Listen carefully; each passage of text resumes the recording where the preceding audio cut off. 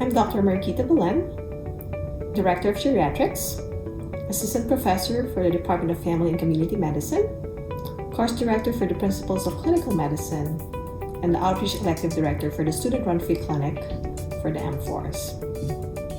I'm part of the steering committee of the Patient, Physician, and Community. As a family physician, this is very near and dear to my heart. I'm a strong believer of the biopsychosocial aspect of medicine. We are not only taking care of the patient, but also the community where he or she lives in. I'm also part of the steering committee of Introduction to Clinical Skills. An article published in June 2019 by Belen and his colleagues showed that reduction in the content overload and early clinical exposure leads to increased motivation to learn. Medical students by nature are very eager to learn and apply their knowledge. They're also problem solvers. So hands-on experience and application of the knowledge will lead to clinical competence.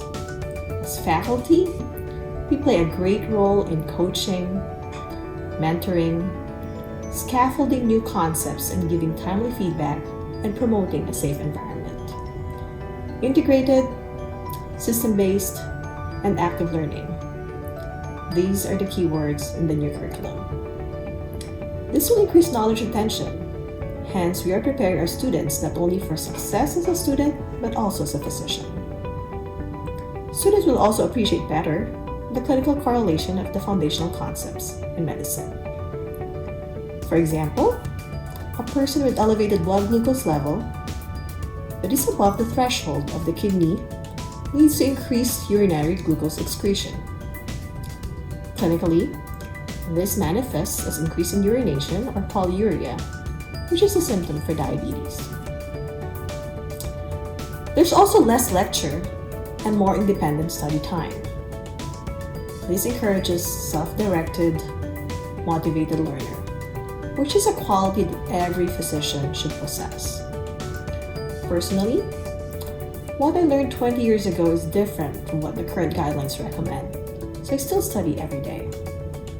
With the discovery of new drugs, new technology, and scientific evidence, there will always be new things to learn and even unlearn in the future.